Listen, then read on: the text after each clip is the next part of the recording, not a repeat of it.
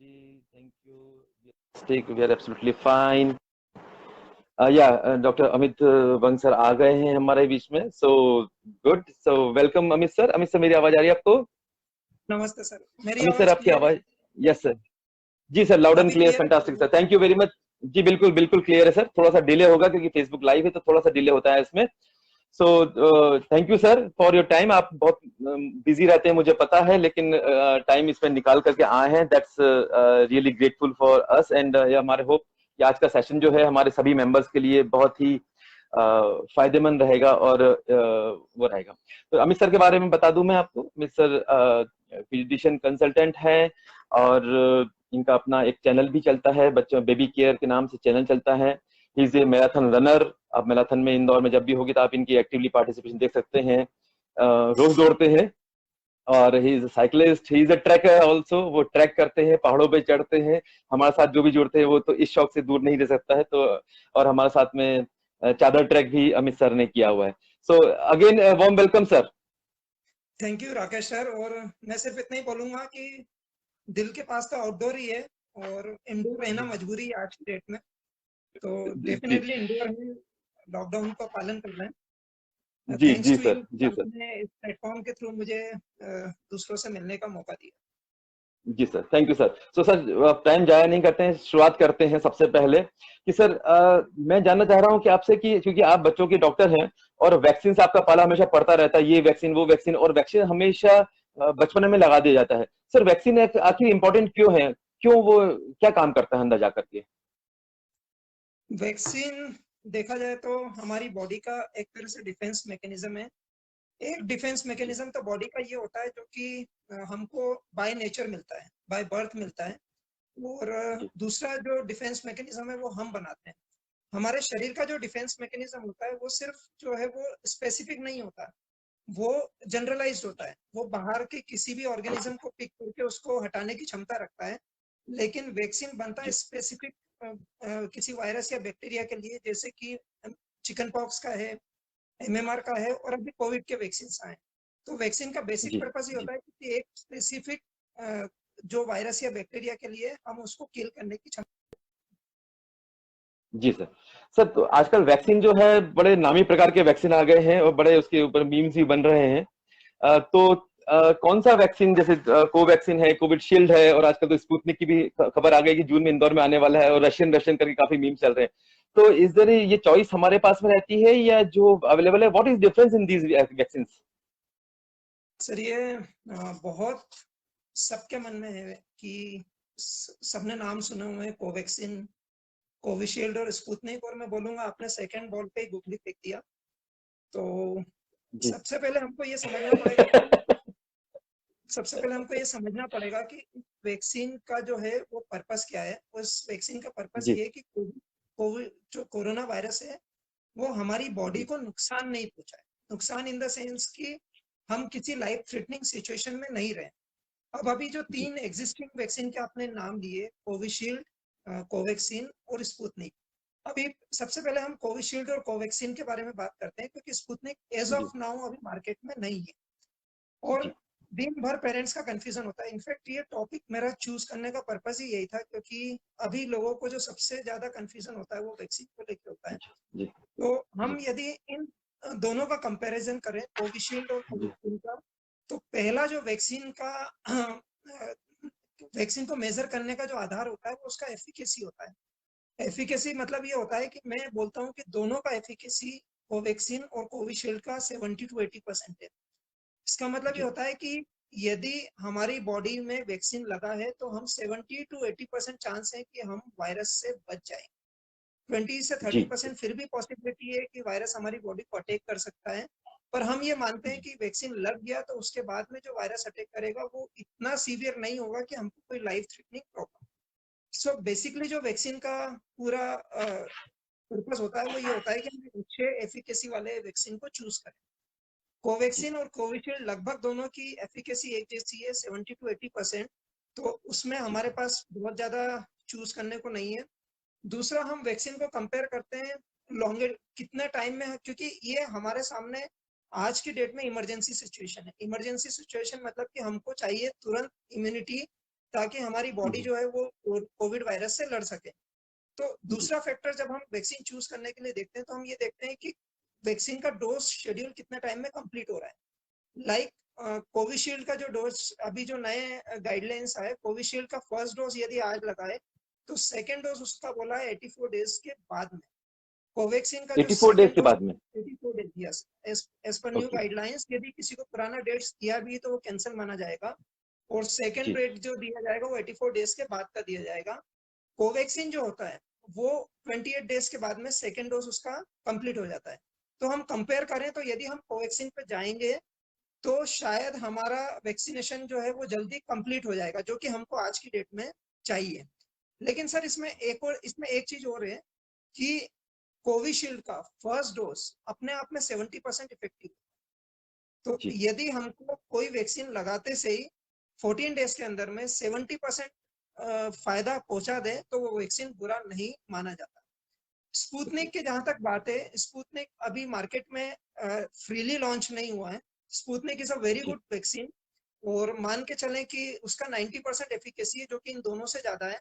लेकिन अभी जी फिलहाल में मैं ये बोलता हूँ कि वैक्सीन चूज करना किसी तरह से लड़के या लड़की देखने जैसा नहीं होना चाहिए कि हम उसमें बहुत सारी चीजों जी को वो करें। हमको जी बेसिकली जो अवेलेबल है आज की डेट में, क्योंकि मैंने आपको बताया दोनों का एफिकेसी सेम है। इवन यदि जी कोविशील्ड भी मिलता है जिसका सेकंड डोज 84 डेज बाद में लगेगा तो भी उसका फर्स्ट डोज अपने आप में 70% इफेक्टिव है। कोवैक्सीन, तीसरा हम साइड इफेक्ट देखते हैं। कोवैक्सीन जो जी है वो बेसिकली फील्ड वैक्सीन है और कोविशील्ड लाइव वैक्सीन है।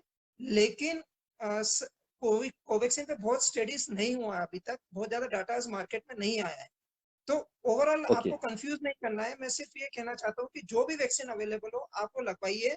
यू आर श्योर टू जी bound to get 70 to 80% protection within जी 15 to 1 month of the vaccination, within 15 days to 1 okay month of vaccination। Fine, मतलब vaccine से कोई लेना देना नहीं है, जो भी अवेलेबल है, चॉइसेस हाँ, नहीं है। बहुत ज्यादा चॉइस पे मत जाइए, जो आपको मिले, ओके मतलब जैसे घर में जो सब्जी खाने को मिल जाती है हम खा लेते हैं। जी vaccination should be like that आज की डेट में। जी, आज से लॉकडाउन में तो शायद अभी जी, 15 डेज में चेंज हो जाए। क्योंकि हमारे लिए तो लौकी गिलकी और तीरों सभी एक जैसी होती है तो वही मान के हम ले सकते हैं वैक्सीन। सर एक क्वेश्चन मेरे जहन में एक और आ रहा था कि अगर किसी ने मान लीजिए कोवैक्सीन लगाया हुआ है और बाद में जब उनका डेट आ रहा है तो उस वक्त वो कोवैक्सीन अवेलेबल नहीं है, तो क्या उन्हें दूसरी वैक्सीन लगाना चाहिए या उन्हें कोवैक्सीन का ही मतलब विच इज प्रेफरेबल, और अगर नहीं मिलता है तो क्या उसमें करना चाहिए? इंटरचेंज करना ठीक नहीं वैक्सीन में। ओके जो आपने जी फर्स्ट लगाया है वही उसी का वेट करें। कोवैक्सीन के साथ ओके में शायद ये प्रॉब्लम नहीं आएगी, कोविशील्ड के साथ में प्रॉब्लम है, बट कोविशील्ड का डेट जो है वो एक्सटेंड ऑलरेडी हो चुका है।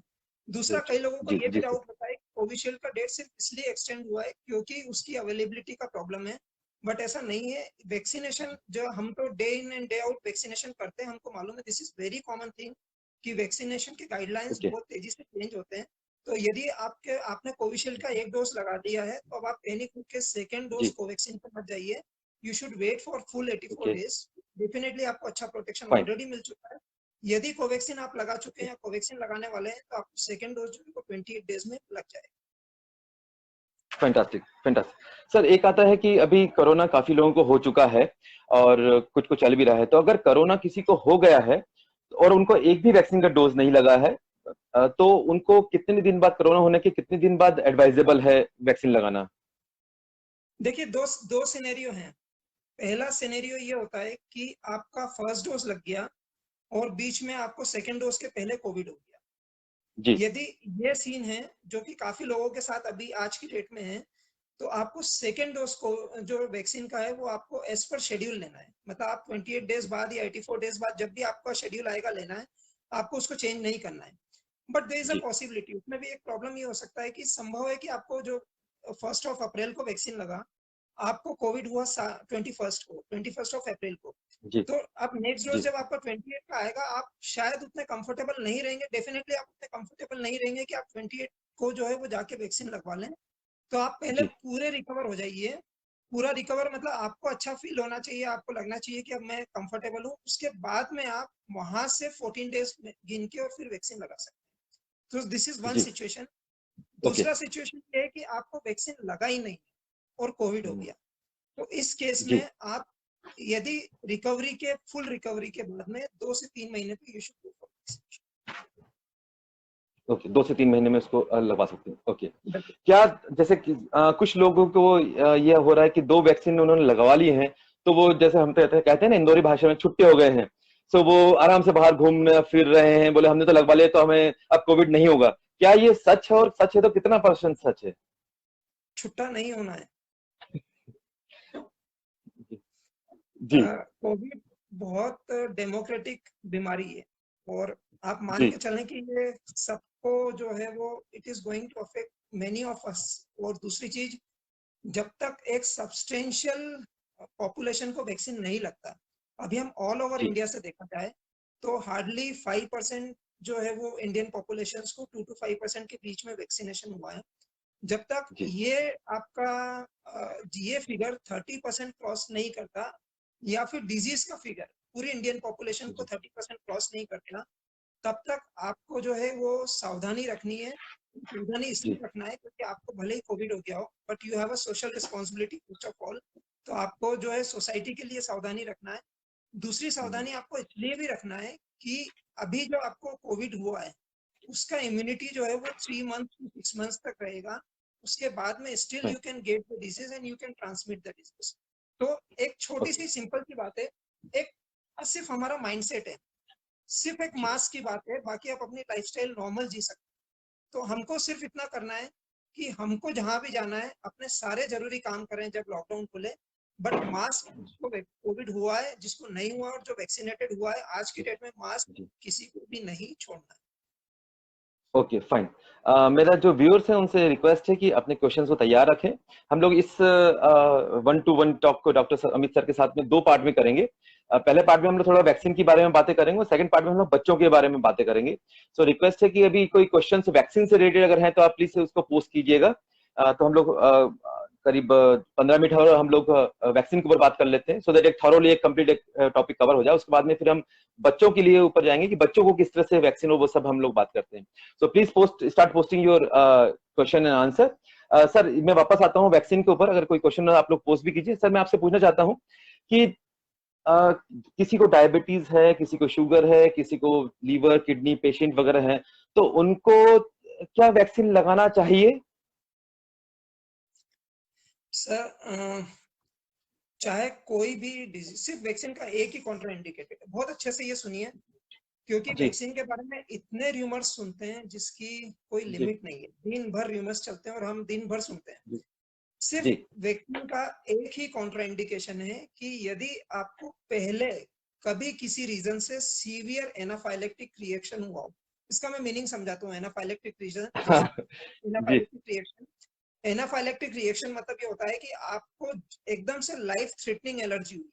कई लोगों को होता है जी कि उन्होंने मूंगफली का दाना ले लिया और एकदम से जो है वो शॉक में चले गए, कोलैप्स हो गए।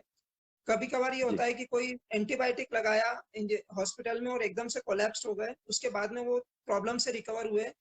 तो यदि आपको किसी कारण से पहले यदि कोई सीवियर एनाफाइलेक्टिक रिएक्शन हुआ हो, तो आपको, तब भी मैं ये नहीं कह रहा हूँ कि वैक्सीन नहीं लगवाना है, बट उस केस में आपको सबसे पहले जाके वहां पर जो सिस्टर लगाएंगी और जो डॉक्टर रहेंगे उनको बताना है कि मुझे इस तरह की प्रॉब्लम हुई थी, ताकि वो उसकी ओके केयर कर सकें।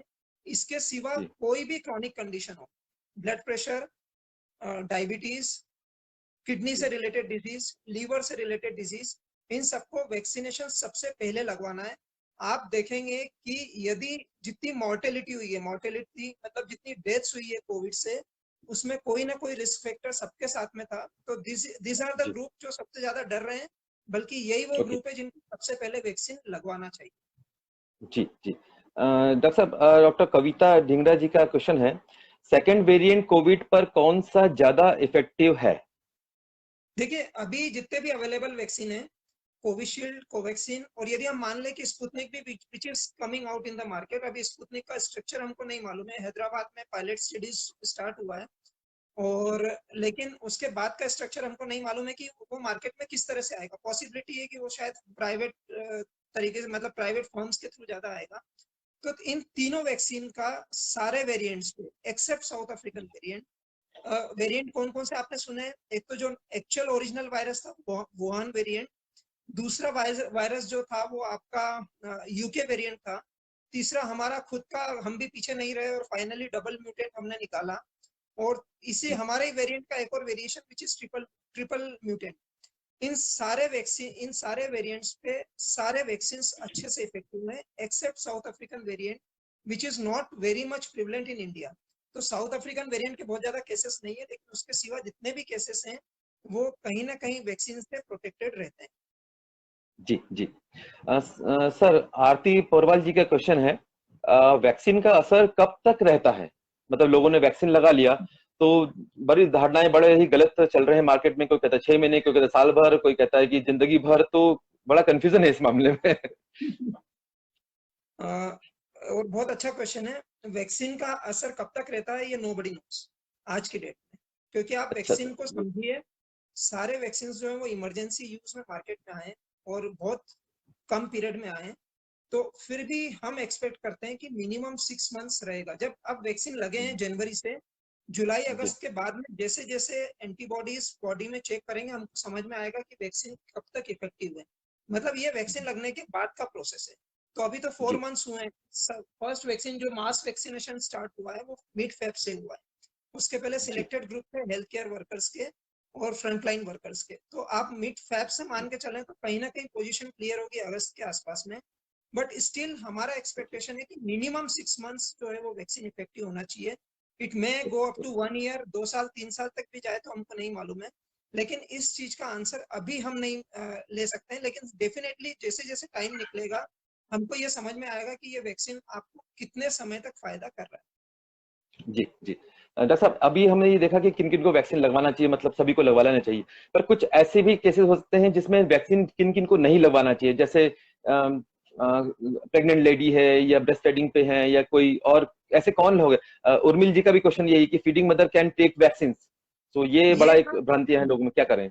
जी ये वाकई में थोड़ा सा ट्रिकी है, क्योंकि हम अंदर से जानते हैं कि वैक्सीन में ऐसा कुछ नहीं है कि फीडिंग मदर वैक्सीन क्यों नहीं लगवा, we know it very well.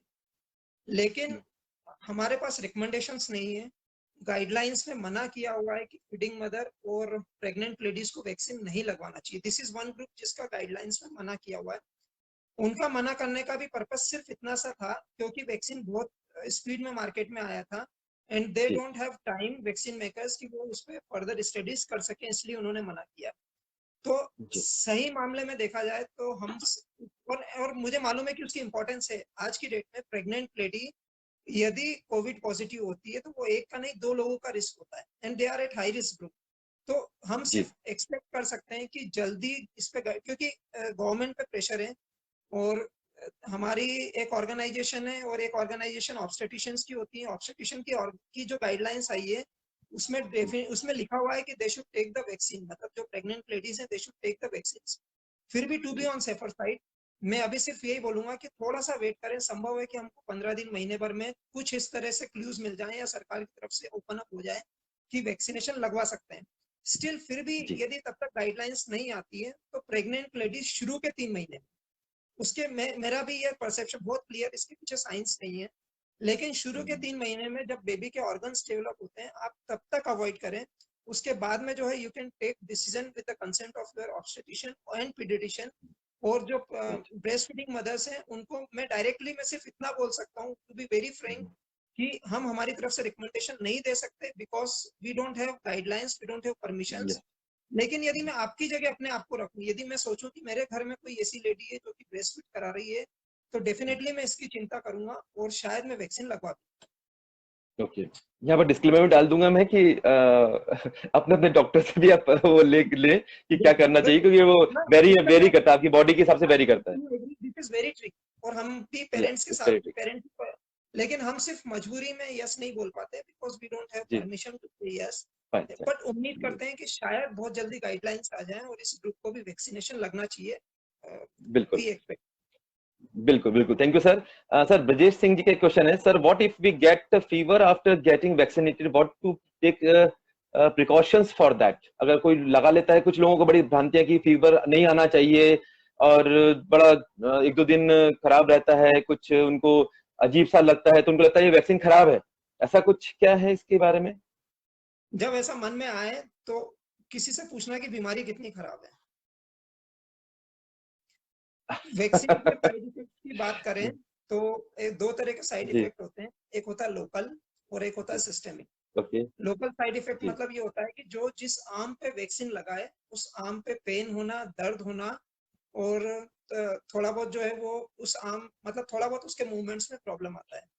यदि जी आपको ऐसा फील हो रहा है तो आप थोड़ा बहुत आइस एप्लीकेशन कर सकते हैं, एक आध डोज पैरासीटामोल ले सकते हैं। दूसरा मतलब सिस्टेमिक बर्फ लगा साइड लें इफेक्ट, उस जगह, बर्फ लगा लें। बर्फ लगा लें, और जो भी आप ओके पैरासीटामोल या क्रोसिन जो भी लेते हैं वो कर सकते हैं। तो यहाँ रोकना दूसरा जो चाहूंगा, कुछ लोग वहां पर तापने की कोशिश करते हैं, गर्म थैलियां या गर्म पानी को ताप देते हो, क्या ये ठीक है? गलती कभी नहीं करना है, ये गलती कभी नहीं करना है। जी मेरे साथ यहाँ पे यदि जो पेरेंट्स जुड़े हुए हैं उनको मालूम है कि उनके बच्चों को हमने ये एडवाइस किया है कि यदि उनको गठान सूजन होती है पैर में तो आइस लगाएं। तो उसको जो है वो गर्म कुछ भी नहीं ओके लगाना है, गर्म लगाएंगे तो उस एरिया का ब्लड फ्लो बढ़ेगा और आपको और ज्यादा प्रॉब्लम्स फील होगा। तो पहली चीज तो ये।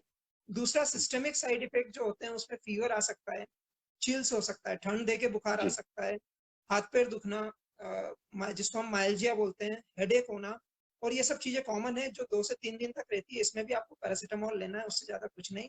लेकिन इस डर से वैक्सीन नहीं ओके लगाना, ये गलत है। तो वैक्सीन के साइड इफेक्ट्स हो सकते हैं, आप उसके लिए तैयार रहिए। जी और मैंने देखा है कि ओके कई कई लोगों की हार्ट रेट बढ़ी है, और वो उनकी बढ़ी है जो वैक्सीन तक पहुंचने में ही घबरा रहे थे। तो something is all mindset also. यदि आप अपने साइकोलॉजिकल फर्क पड़ता है। जी आत्म, डेफिनेटली जो है वो थोड़ा बहुत यदि प्रॉब्लम आता है तो ठीक वो रहेगा। वैक्सीन के बाद में 1-2 दिन आप बिजी रहने की कोशिश करें, माइंड डिस्ट्रैक्ट करें, और डेफिनेटली, लेकिन अपने इस डर से कि हमको साइड इफेक्ट होगा, वैक्सीनेशन नहीं लगवाना, ऐसा। जी बिल्कुल सही है, जैसे गोलियां खाते हैं तो उसका पसीना निकलता है या कुछ आता है तो हम उसको अवॉइड नहीं करते, क्योंकि हमारा बीमारी से ठीक होना हमारा पहला प्रायोरिटी होता है। तो सेम विद द वैक्सीनेशन भी है। शिल्पा जी का भी क्वेश्चन है, what are the post precautions after first dose of vaccine? Precautions बस मैंने आपको जो बताया कि आपको जी जो प्रॉब्लम्स आए आप उसके लिए पैरासीटामोल लीजिए। यदि आपको जी जी वीकनेस आप अपनी बॉडी की सुनो, यदि आपको लगता है कि मुझे थोड़ा बहुत वीकनेस है या कमजोरी है तो एक आध दिन रेस्ट कर लो। लेकिन उससे जी ज्यादा ऐसा कोई बहुत ज्यादा प्रिकॉशन रखने की जरूरत नहीं है। जब आप वैक्सीन जी लगाएंगे तो आपको एक नंबर मिलता है वहां पे, और उस पर यह रहता है कि यदि कुछ प्रॉब्लम हो तो आप डायरेक्ट उनसे कांटेक्ट कर सकते हैं। जी सबसे बड़ी बात, आपको इमीडिएट प्रॉब्लम होगा तो आप 30 मिनट्स के लिए वहीं पे हैं। उसके बाद में यदि कोई प्रॉब्लम होगा तो definitely you can call them, या आपके जो रूटीन फिजिशियन है आप उनसे बात कर सकते हैं। बट जी आपको ऐसा बहुत ये दिस इज समथिंग कि आपको बहुत ज्यादा दिमाग पे नहीं सोचना है कि वैक्सीनेशन के बाद में जी यदि प्रॉब्लम आए मैं तो जी जी मैं मेडिकल फील्ड से नहीं हूँ, लेकिन इतना जानता हूँ कि अगर वैक्सीन लगाए तो कुछ ना कुछ होना चाहिए, इसका मतलब बॉडी में कुछ चेंजेस आ रहे हैं, नहीं तो नहीं सर, मतलब ही नहीं निकला। ये अगेन ये भी आपकी बात गलत है कि, और कई जी लोगों बिल्कुल को हो ये सकता है। रहता है, कई लोगों को रहता है कि यदि जी इनफैक्ट कंपैरिजन होता है कि मेरे फ्रेंड को फीवर आ गया मतलब उसका वैक्सीन ज्यादा इफेक्टिव है, मुझको फीवर नहीं जी आया यही इसका क्वेश्चन मतलब। विवेक खंडेलवाल जी का है, यही क्वेश्चन विवेक खंडेलवाल जी का है। I don't have any fever, body ache after Covishield vaccination, what does the it means? मैं इसमें आपके दो मिथ्स क्लियर करता हूँ। पहला मिथ्स तो ये कि जी जिनको साइड इफेक्ट हुआ है उन्हीं को इफेक्ट हुआ है, तो ये ऐसा नहीं। इफेक्ट सबको हुआ है, जिनको साइड इफेक्ट जी हुए हो या नहीं हुए हो। आपको बहुत प्रैक्टिकल सा एग्जांपल देता हूँ। फर्स्ट वेव और सेकंड वेव में आपने एक बेसिक डिफरेंस देखा होगा, और हर आदमी बात करता है कि सेकंड वेव में जो है वो यंग लोगों का ज्यादा अफेक्ट हुए हैं, यंग लोगों की डेथ्स ज्यादा हुई है बजाय की फर्स्ट वेव। आप लोग सब एग्री करते होंगे मुझसे, बिल्कुल ठीक है। बिल्कुल बिल्कुल सही है। उसका एक बड़ा रीजन ये भी है कि सेकेंड वेव जब आया तब तक 60+ के काफी लोगों को फुल वैक्सीनेशन हो गया था। अब मैं इसको किस चीज से लिंक कर रहा हूँ कि आप ये देखेंगे कि जितने घर में ओल्ड एज है, यदि आपने 6 लोगों ने वैक्सीन लगाया तो जो बड़े हैं एल्डरली से, मोस्ट ऑफ देम उनको कोई भी जो है वो साइड इफेक्ट नहीं होता। मोस्ट ऑफ देम, जितना यंग होता है उसको प्रॉब्लम आता है लेकिन ओल्ड एज में नहीं होता। एज अ रूल हमने जी जो देखा है कि, तो यदि उन लोगों को साइड इफेक्ट नहीं हुआ but still if they are prevented from Covid this in this wave, इसका मतलब ये है कि वैक्सीन ने उनको फायदा दिया बगैर साइड इफेक्ट के। ओके दूसरा जी एक और मिथ होता है, क्योंकि मैं नहीं भी बताऊंगा तो अभी क्वेश्चन आएगा, मैं उस पर भी बताता हूँ। और एक कंपैरिजन आप लोग और करते हैं, वो ये करते हैं कि उसके बाद में एंटीबॉडी टाइटर्स कराते हैं, और फिर सोचते हैं कि जिसका जी एंटीबॉडी टाइटर्स ज्यादा है इसका मतलब वैक्सीन उस पर ज्यादा, उसका मतलब ये होता है कि उसकी बॉडी, वो जो आपने शुरू में बोला था कि आपको छुट्टा घूम सकता है। जी लेकिन ऐसा नहीं है। जिन लोगों की एंटीबॉडी टाइटर्स कम है उनकी बॉडी में भी वैक्सीन ने उतना ही असर किया है। इनफैक्ट कई लोगों का एंटीबॉडी टाइटर्स नेगेटिव है, तब भी वैक्सीन ने असर किया है, क्योंकि बीमारी से लड़ने के सेल के बॉडी के दो मैकेनिज्म होते हैं। एक तो वो हथियार होता है जो दुश्मन सामने से आता है और हम लड़ते हैं, इसको एंटीबॉडी बोलते हैं। तो हमको दुश्मन जी दिख रहा है, दुश्मन को हम दिख रहे हैं। एक और जी हथियार होता है जिसको गोरिल्ला युद्ध बोलते हैं, उसमें दुश्मन तो आ रहा है और हम छुपे हुए हैं, जिसको हम सेल ओके मेडिएटेड इम्यूनिटी बोलते हैं। तो यदि आपकी बॉडी में एंटीबॉडीज नहीं है तो भी आपकी बॉडी प्राइम्ड हो चुकी है, और यदि जहां वो दुश्मन दिखेगा वो डेफिनेटली आपकी बॉडी उससे लड़ने के लिए सक्षम है। तो मेरा सिर्फ ओके ये निवेदन है कि वैक्सीन लगवाने के बाद में एंटीबॉडी टाइटर्स कराना, उसके बाद ये सोचना कि हमारी एंटीबॉडी कम बनी है क्या, एक और वैक्सीन ले लें, इन सब चीजों का कोई फायदा नहीं है। आप बेहिचक अपने शेड्यूल के हिसाब से वैक्सीन लगवाएं और निश्चिंत रहें, अपनी इम्यूनिटी प्रॉपर रखें, सावधानी रखें। ओके डेफिनेटली आप मान के चलें कि आप ओके वैक्सीन से प्रोटेक्टेड है, ज्यादा परेशान होने की जरूरत नहीं। Okay okay sir, Anita Pandey ji का बड़ा ट्रिकी क्वेश्चन है।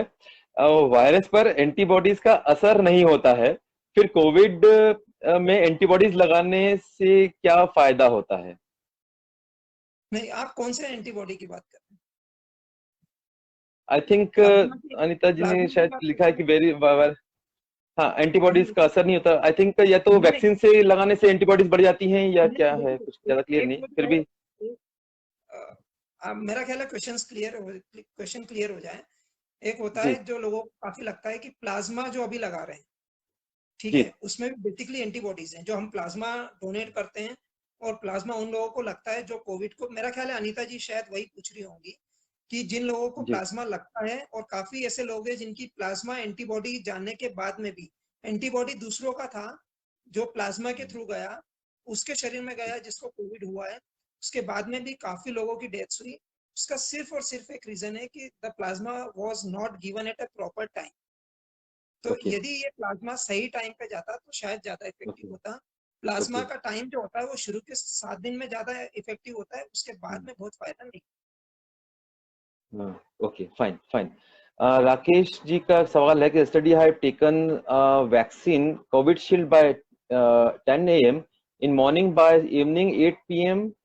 fever started, feeling weakness and body pain. I have taken paracetamol 2 tablets. Kindly suggest how to recover fast. आप रेस्ट करिए। रिकवरी का एक ही मंत्र है, रेस्ट, हाइड्रेशन और न्यूट्रिशन।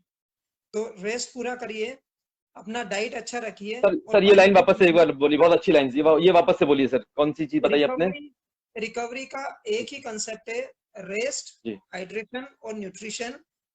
पूरा ग्रेट रेस्ट करें, पानी खूब पिए, जी दिन भर में 4 से 5 लीटर, अच्छा डाइट लें, जरूरत पड़ने पे पैरासीटामोल लें, और उसके बाद में अपनी बॉडी की सुने। पॉसिबल है 1-2 दिन आपको वीकनेस लगेगा, लेकिन उसके बाद में आप एक्टिव हो जाएंगे। मैं मेरा एग्जांपल देता हूँ, ओके मुझे जब फर्स्ट डोज लगा था कोविशील्ड का, मैं ओके बेसिकली रनिंग करता हूँ डेली मॉर्निंग में उठ के, उसके बाद में 6-7 दिन तक मेरा रन्स कंफर्टेबल नहीं थे, तो मैं सिर्फ उतना करता था जितनी मेरी बॉडी अलाउ करती थी, लेकिन उसके बाद धीरे धीरे अपने आप जो है लाइफ नॉर्मलाइज होगी। तो उसको नॉर्मल लीजिए ओके ऐसे। जी जी जी। छवि खंडेलवाल जी का क्वेश्चन है कि how much antibody is called as a good antibody count after vaccination and how does it last in body? कितने दिन तक वो एंटीबॉडी बॉडी में रहती है? आई थिंक क्वेश्चन आप आंसर दे चुके हैं, पर फिर भी अगर अभी कुछ मैं बोलना चाहें। आंसर दे चुका हूँ कि हमको एंटीबॉडी जी टाइटर्स नहीं गिनना है। जिनकी जी एंटीबॉडी जी नेगेटिव होती है और यदि वैक्सीनेटेड है तो भी उनके शरीर में बीमारी से लड़ने की क्षमता अच्छी तरह से डेवलप हो जाती जी जी जी जी। ओके थैंक यू डॉक्टर साहब, ये वैक्सीन के ऊपर हमने काफी सारा क्वेश्चन एंड आंसर कर लिया। लेकिन एक छोटा क्वेश्चन मैं भी और पूछना चाहता हूँ, है। क्या वैक्सीनेशन करने के बाद में हमारी बॉडी की रेजिस्टेंस कम हो जाता है 3-4 दिन स्टार्टिंग में? क्या ज्यादा विशेष सावधानी रखनी चाहिए? मुझे ये समझ में नहीं आता है कि ये अफवाह कहाँ से शुरू हुई। मतलब देखिए, मैं बहुत क्लियर बोलता हूँ, वैक्सीनेशन हमारे लिए कोई नया नहीं। आज मैं जितने सालों से प्रैक्टिस कर रहा हूँ, 15-17 साल से, from the very first day of my जी प्रैक्टिस हम लोग वैक्सीन लगा रहे हैं। तो वैक्सीन कोई नई बात नहीं है। जिन टेक्नोलॉजी से वैक्सीन बनी है वो कोई नई बात नहीं है। जिस वायरस पे वैक्सीन जा रही है वो वायरस कोई नया नहीं है। कोविड आप लोगों ने नाम पहली बार सुना है, लेकिन कोरोना वायरस जो होता है वो बेसिकली बहुत जी कॉमन वायरस है। बहुत बड़ी फैमिली बिल्कुल होती है, सब मिल बैठ के खाते हैं। उस बार इसमें से एक स्ट्रॉन्ग हो गया, बस ये हुआ। तो ना ना वायरस ना वैक्सीन नया है, ना टेक्नोलॉजी नहीं है, ना वायरस नया है, तो फिर क्यों इतने र्यूमर्स फैलते हैं? और इन जी चीजों के जी पीछे कोई लॉजिक नहीं है, वेरी फ्रेंकली स्पीकिंग। जी हम लोगों जी ने और मुझे आश्चर्य तब होता है जब आप लोग बच्चों के बारे में कभी ऐसी बात नहीं करते। आप लोग कभी नहीं पूछते कि सर आज इसको वैक्सीन लगाए तो क्या 4 दिन इस बच्चे की इम्यूनिटी कम होगी, जबकि बच्चा भी उसी तरह का वैक्सीन लगवा रहा है, वही किल्ड वैक्सीन जी लगा रहा है, नाम अलग अलग है वायरस के, लेकिन बच्चे भी वही सब करवा रहे हैं। तब आपके दिमाग में डाउट नहीं आया, लेकिन जब खुद के वैक्सीन की बात आती है तो इतने डाउट लेके मत चलिए। Vaccine are safe. मुझे लगता है एक मंत्र मान लीजिए, सोसाइटी का बहुत भला होगा। Everyone should promote 7 to vaccinate. हर एक आदमी को 7 लोगों को प्रमोट करना चाहिए कि आप वैक्सीन लगवाओ। जिस दिन ये वैक्सीनेशन प्रॉपर 34% 35% तक पहुंच जाएगा, आप मान के चलें जी। वायरस जो है वो अपने आप बंद।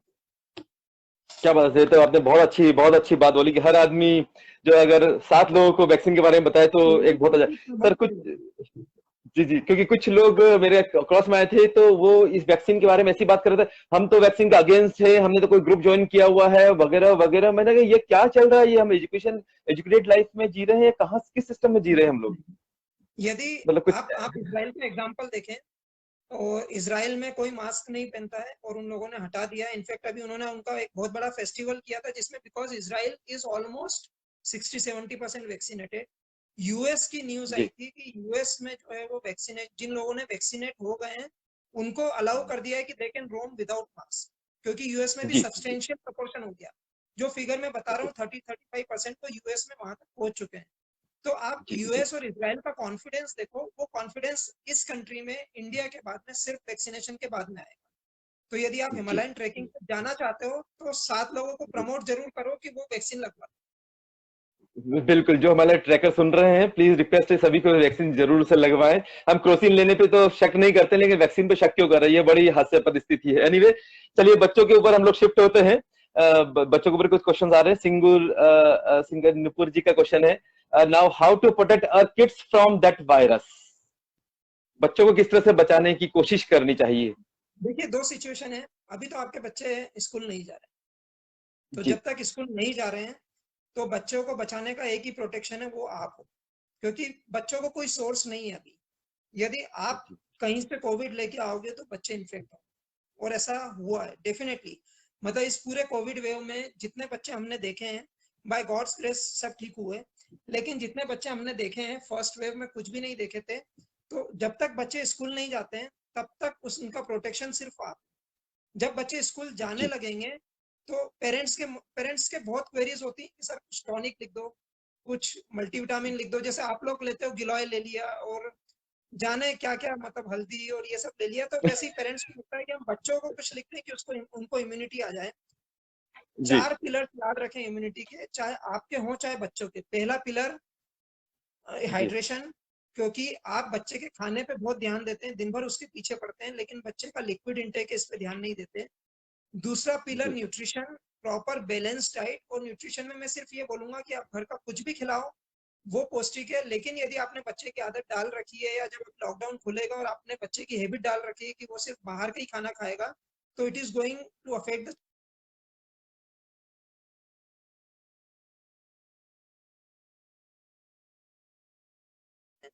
तो तीसरा स्लीप, जी और चौथा जो है वो आपका एक्टिविटी। यदि आप एक्टिव हैं, एक्टिविटी मतलब कि 45 मिनट्स ऑफ। जी जी सर, अपनी बात पूरी कीजिए। तो बेसिक यदि ये 4 चीजें हैं, आप इन 4 पिलर्स को ध्यान रखिए। देखिए, कोविड तो एक बहाना है। हमको जी पॉसिबल है कि देर सवेर इस तरह की और कोई वायरस सामने आए। हमको इनसे लड़ने का जो पिलर्स हैं वो ये 4 ही हैं। तो इम्यूनिटी के जी लिए आप लोग कितना भी कर लें, लेकिन ये 4 पिलर्स इंपॉर्टेंट है। आप इस पे अपनी बॉडी को खड़ा रखिए, डेफिनेटली आपकी इम्यूनिटी के साथ प्रॉब्लम, जी चाहे सर, आप हो ओके। चाहे आप जी जी।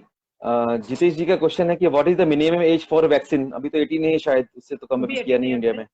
जी ट्रायल्स आर गोइंग ऑन, शायद परमिशन दिया है जी 2 to 18 ईयर्स के बीच में। होपफुली हम बहुत जल्दी जो है वो अच्छी न्यूज सुनेंगे कि बच्चों को भी वैक्सीनेट कर सकते हैं। तो तब शायद जी हम जी बच्चों की ओके इम्यूनिटी में एक और चीज ऐड कर पाएंगे, विच इज वैक्सीनेशन। ओके।